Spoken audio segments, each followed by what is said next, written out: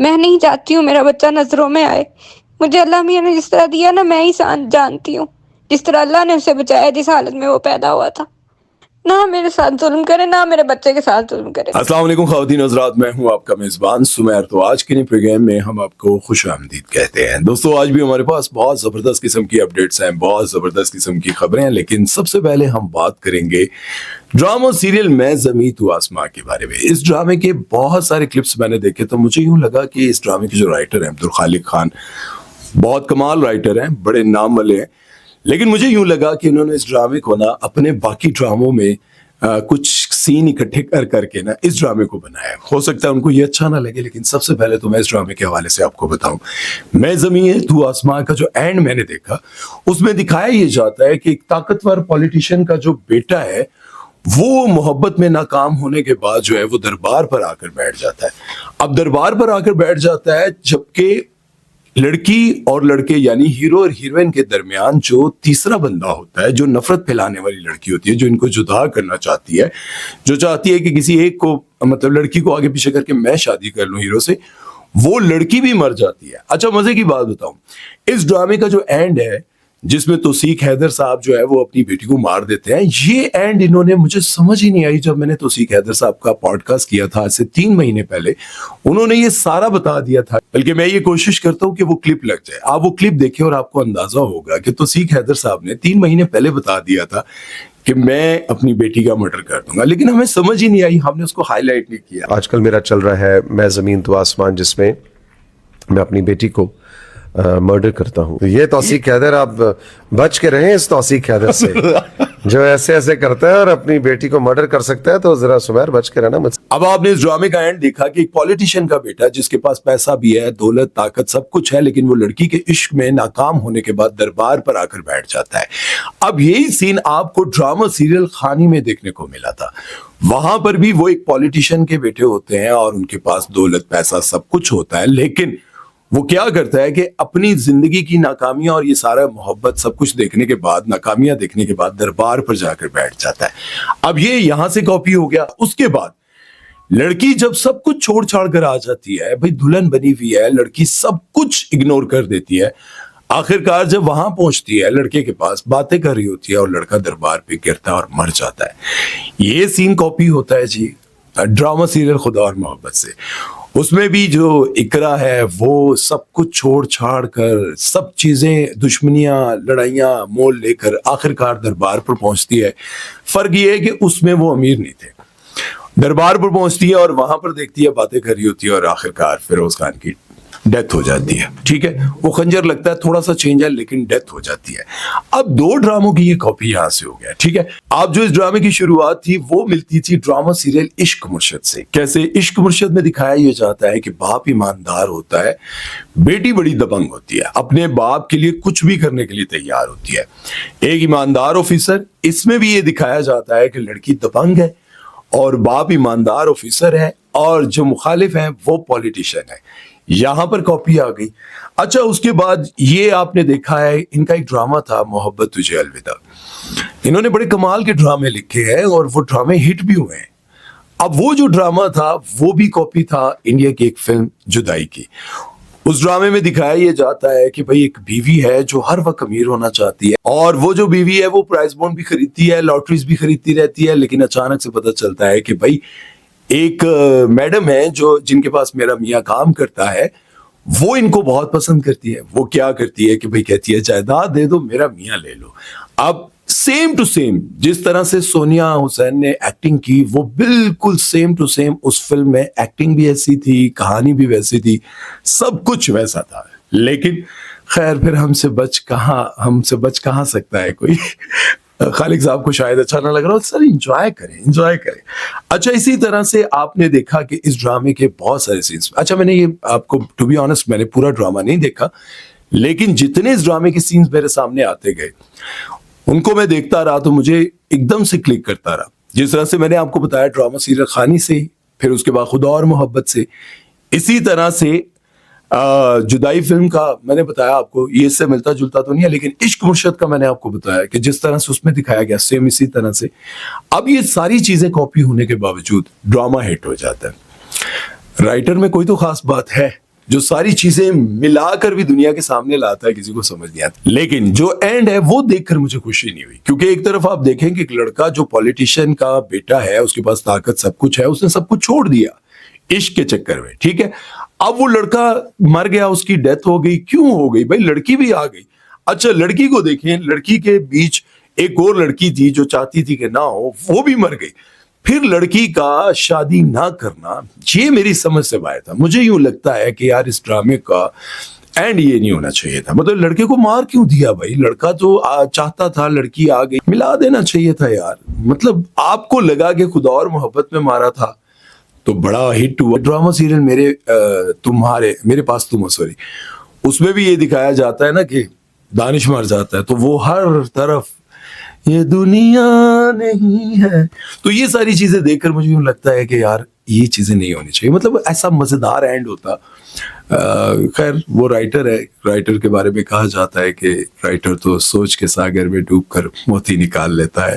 خیر بڑا کمال کا ڈرامہ تھا, لیکن اینڈ مجھے لگا کہ یہاں یہ چیزوں سے کاپی کیا گیا, یہاں سے ملتا جلتا ہے. خیر آپ لوگوں کو کیا لگتا ہے؟ اوور آل باقی سب اچھا تھا. عبد الخالق صاحب کے لکھے ہوئے ڈرامے بہت اچھے ہوتے ہیں, بڑے کمال کے ہوتے ہیں. اور یہ ہماری جو فیلڈ ہے, ہم اپنا کام کرتے ہیں, آپ لکھنے کا کام کرتے ہیں. ہمارا کام ہے, مطلب یہ کیڑے نہیں ہے, ہمارا کام ہے کہ ہم چیزیں پکڑتے ہیں, دیکھتے ہیں کہ یہاں پر یہ انٹرسٹ پیدا ہوتا ہے, لوگ ڈرامہ دیکھتے ہیں.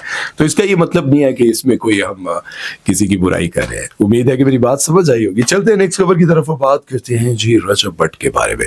سب سے پہلے تو میں آپ لوگ کو بتا دوں کہ جب بھی میں رجب بھٹ کی کسی بھی ٹاپک پر بات کرتا ہوں, لوگ مجھے یہ کہتے ہیں کہ تم نے کتنے پیسے لیے. سب سے پہلے میں آپ کو بتاؤں کہ جب میں فیروز خان کے حق میں بات کرتا تھا, جب فیروز خان کا مسئلہ چل رہا تھا, تو لوگ مجھے کہتے تھے کہ فیروز خان سے کتنے پیسے لیے. اور اس وقت کہتے تھے جب فیروز خان دے کول اپنے کول پیسے نہیں سن, ٹھیک ہے, پیٹرول بھی بیچارہ پتہ نہیں کہیں پواندا ہوئے گا. تو ابھی لوگ کہتے ہیں کہ رجب بھٹ سے تم نے کتنے پیسے لیے. میرا کام ہے خبر دینا, آپ کو بتانا کہ کیا چل رہا ہے. اچھا یہ میں آپ کو بتاتا چلوں کہ سب سے پہلے تو آپ لوگوں کو یہ نظر آ رہا ہے کہ رجب بھٹ کا چینل, انسٹاگرام, ٹک ٹاک سب کچھ ڈیلیٹ ہو گیا ہے. وہ ڈیلیٹ ہوا یا نہیں ہوا ذرا یہ پہلے جان لیں. سب سے پہلے تو ہم اس پر بات کرتے ہیں کہ رجب بھٹ کے چینل, کوئی بھی چیزیں آپ کو نظر نہیں آ رہی, آپ کو لگ رہا ہے کہ ان کے چینل کو ڈیلیٹ کر دیا گیا اور اس کے پیچھے ایمان کا ہاتھ ہے, اس کے بھائی کا ہاتھ ہے, انہوں نے پتہ نہیں کسی سے کہلوا کر ان کے چینل ڈیلیٹ کر دیے. تو ایسا نہیں ہے, ٹھیک ہے. انہوں نے اپنے جتنے بھی چینلز ہیں, جتنی بھی چیزیں ہیں, ان کو خود پرائیویٹ کیا ہے. اب کیوں پرائیویٹ کیا ہے ذرا اس پر بات کر لیتے ہیں. پہلے یہ بات ذرا سمجھ لیں, اور آپ لوگوں نے یہ بات سمجھتے ہوئے بالکل نیوٹرل ہونا ہے, بات کو غور سے سمجھنا ہے, ٹھیک ہے. سب سے پہلے رجب بھٹ کی زندگی میں جو بھی معاملات ہیں, پریشانیاں ہیں, کیسز ہیں, سب کچھ ہیں وہ اپنی جگہ, لیکن جو سب سے بڑا مسئلہ ہے وہ ان کی بیوی کے ساتھ جو جھگڑا چل رہا ہے وہ اہم مسئلہ ہے. اب یہ ہے کہ آج سے کچھ عرصہ پہلے تک لوگ جو ہیں وہ صرف رجب بھٹ کو اور ان کی والدہ کو برا بھلا کہتے تھے, گالیاں دیتے تھے, غزل کو گالیاں دیتے تھے کہ بھائی ان کی وجہ سے ایمان کی زندگی برباد ہو گئی ہے, ایمان کی زندگی برباد ہو گئی ہے. اب ذرا غور کریں, اس سارے معاملے میں آج تک رجب بھٹ نے نہیں کہا کہ ایمان کی کوئی غلطی ہے نہیں ہے. ہمیشہ وہ یہ کہتے رہے کہ وہ ممی ڈیڈی ہے, وہ برگر فیملی سے ہے, وہ فلاں. حالانکہ مجھے نہیں لگتا کہ وہ برگر فیملی سے ہوں گی, آپ لوگوں کو بھی پتہ چلتا ہوگا, لیکن ہونا نہ ہونا ایک الگ بات ہے. اب انہوں نے جب بہت زیادہ گالیاں پڑھنے لگ گئی, بہت زیادہ, تو رجب بھٹ نے ایک سٹوری لگائی, گالیاں سن کر میں تھک چکا ہوں, جس میں میری ماں, میری بہن اور میری چھوٹی معصوم بھانجی کو بددعائیں دی جاتی ہیں. یہ ساری چیزیں سن کر میں تھک چکا ہوں, اور اب میں بولنے پر مجبور ہوں. اور مجبور کیوں ہوئے؟ کیونکہ آپ سبھی کو پتا ہے کہ ہمارے ہاں لوگ پتہ کیا کرتے ہیں, جب غزل اپنی بیٹی کو, چھوٹی سی بیٹی کو اٹھاتی ہے نا, تو لوگ وہاں بھی لکھتے ہیں کہ تمہارے بچے کو یا تمہاری بیٹی کو بھی رجب بھٹ جیسا میاں ملے, اللہ اس کے نصیب بھی ایسے کرے, اللہ ویسا کرے. لوگ اتنے پتہ نہیں کیسے کوئی پاگل قسم کے لوگ ہیں یار. لڑائی دو بڑے سمجھدار لوگوں کی ہے یا دو خاندانوں کی ہے. ایک وہ بچہ جو ابھی اس دنیا میں آیا, اس کو بددعائیں دے رہے ہیں, ٹھیک ہے. اب وہ جو بددعائیں دیتے تھے, میں نے اس پر بھی ایک ویڈیو بنائی تھی اور میں نے کہا تھا کہ معصوم بچے کو آپ بددعائیں دیتے ہیں یار, ایک چھوٹے سے جس کو کوئی خبر نہیں ہے کہ میں کس کے گھر میں پیدا ہوں, میں غزل کے گھر میں پیدا ہوئی ہوں یا میں شیعہ سنی کے گھر میں پیدا ہوئی ہوں, اسے کوئی خبر نہیں ہے, لیکن اس کو بددعائیں دی جا رہی ہیں, ٹھیک ہے. اچھا اب ذرا یہ بات غور سے, شیعہ سنی کی بات آئی ہے تو میں آپ کو بتاتا چلوں, الحمدللہ میں سنی ہوں, یہ میں پہلے ہی بتا چکا ہوں, یہ خبر ہے وہ چاہے کسی کے بارے میں بھی ہوگی, ہم اس پر بات کریں گے, ٹھیک ہے. اچھا, اب جب یہ بد دعائیں ملنے شروع ہوئی تو انہوں نے خاموشی توڑتے ہوئے کہا کہ میں تھک گیا ہوں بھائی, میرے میں اتنی ہمت نہیں ہے. اس کے بعد ان کے بھائی کے حوالے سے کہا جا رہا تھا, ایمان کے بھائی کے حوالے سے, وہ ان کی کوئی چیٹ انہوں نے سب سے پہلے لیک کی اور اس میں دکھایا اور بتایا کہ لوگ کہتے ہیں کہ وہ اکثر ٹک ٹاک پہ جا کر بتا رہا ہوتا ہے کہ مجھے رجب بٹ سے بہت خطرہ ہے, وہ مجھے مروا دے گا, وہ مجھے قتل کر دے گا. تو انہوں نے وہ چیٹ لیک کی, ٹھیک ہے, جس میں وہ ساری باتیں یہ کر رہا ہے, بہت ساری چیزیں دکھائیں کہ بھائی وہ دھمکیاں دیتا ہے کہ تم دیکھو تمہارے ساتھ کیا ہوگا, ٹھیک ہے. اس کے بعد انہوں نے کیا کیا, ایک اور آڈیو لیک کیا. اس وقت لیک کیا جب لوگ یہ کہتے ہیں کہ بھائی غزل اپنی بیٹی کی ہر مہینے برتھ ڈے کر لیتی ہے, تو تمہارے اندر اتنی ہمت نہیں ہے کہ تم جا کر اپنے بیٹے کے ساتھ ملو. اگر ایمان اپنے گھر نہیں آ رہی تو تم جا کر مل لو. یہ باتیں لوگوں نے بہت بار لکھی اور میری ایک ویڈیو ہے جس پر پتہ نہیں 2-4 ملین ویوز ہے فیس بک پر اور ٹک ٹاک پر. اس پر ہزاروں کی تعداد میں ایسی خواتین ہیں جو کہتی ہیں کہ خود جا کر مل لینا. اب اس پر کیا ہوتا ہے کہ وہ ایک آڈیو لیک کرتے ہیں جس میں ایمان اپنی ساس کو کہہ رہی ہیں, ایمان کو جو رجب بٹ کی جو والدہ ہے وہ کہہ رہی ہیں کہ ایمان بیٹا ہم کیوان کا کیک لے کر آئیں گے. تو وہ کہتی ہے آگے سے کہ نہیں میں رہنے دو تسی نا, مطلب رہنے دیں, آگے اس کی طبیعت ٹھیک نہیں ہے, آپ نے دے دی ہے نا بکرے شکرے دے دی ہیں, بس ٹھیک ہے آپ نہ آئے یا رہنے دیں, کوئی ضرورت نہیں ہے کیک شیک اور اس طرح. میرے بیٹے کو نظر نہ لگوائیں, میرا بیٹا جو ہے. اب بہت سارے لوگ یہ بھی لکھتے ہیں کہ تم اپنے بیٹے کو کیوں نہیں لاتے ہو, ولاگ میں کیوں نہیں لاتے ہو, پہلے تو لاتے تھے, بیٹا کیوں نہیں دکھاتے ہو, تم ملنے نہیں چاہتے ہو, اس طرح. پھر انہوں نے ایک اور آڈیو لیک کیا جس میں ایمان یہ کہہ رہی ہے مجھے پتا ہے نا, میرا بچہ ہے, مجھے پتا ہے میں نے کس طرح پالا ہے, میں نے کس طرح پیدا کیا ہے, میرا بچہ. بہت زیادہ وہ جو ہے نا اپنی ساس کے ساتھ اس طرح سے بات کری تھی. اماں میں نے بڑی دفعہ پہلے بھی کہا ہے, ہر ولاگ میں کیوان کا نام لینا ضروری نہیں ہے. میں نہیں چاہتی ہوں میرا بچہ نظروں میں آئے. مجھے اللہ میاں نے جس طرح دیا نا میں ہی جانتی ہوں, جس طرح اللہ نے اسے بچایا جس حالت میں وہ پیدا ہوا تھا. نہ میرے ساتھ ظلم کرے, نہ میرے بچے کے ساتھ ظلم کرے. آئندہ کیوان کا نام نہ ہے ولاگ میں. یہ کیسے پتر, میں رات نو آواں گی, میں بابا غزل اپنے کاکے دا کیک کٹن واسطے, ٹھیک ہے, برتھ ڈے دا میرے پوتے دی. کیا ہی کٹوانا اماں, طبیعت اس کی بھی نہیں ٹھیک کیوان کی, میں بھی تھوڑا ایسے ہی ہوں, کیک شیک رہنے دیں. اب انہوں نے کہا کہ جب میں بار بار یہ سنوں گا کہ بچے کو تم کیوں نہیں ملنے چاہتے, تمہاری ماں خود چلی جائے نا, غزل خود بھی تو گھومتی رہتی ہے سارا دن, خود چلی جائے نا. اب انہوں نے یہ آڈیوز اس لیے لیک کی کیونکہ وہ تھک چکے تھے. اب میں آپ کو پھر یہ بات بتانا چاہتا ہوں کہ میں وہ واحد شخص تھا جو میں بار بار کہتا تھا کہ یار دیکھو ایسا نہیں ہوتا کہ رجب بٹ اپنے بچے کو خود نہیں ملنے چاہ رہا, ایسا ہو نہیں سکتا. مرد کس بات سے ڈرتا ہے کہ میں جاؤں گا وہاں پر ہنگامہ ہو گیا, لڑائی ہوگی, کوئی جھگڑا بن گیا, تو میں ایک ایسا بندہ جو جسے پورے پاکستان کا بچہ جانتا ہے, میرے لیے ایک بہت بڑا تماشا بن جائے گا, ٹھیک ہے. اب جب وہ اپنے بیٹے سے نہیں مل پا رہا, کیونکہ ماں جو ہے وہ یہ دعویٰ کرتی ہے کہ میرا بچہ ہے نا, مجھے پتا ہے میں نے کیسے پالا ہے, مجھے پتا ہے.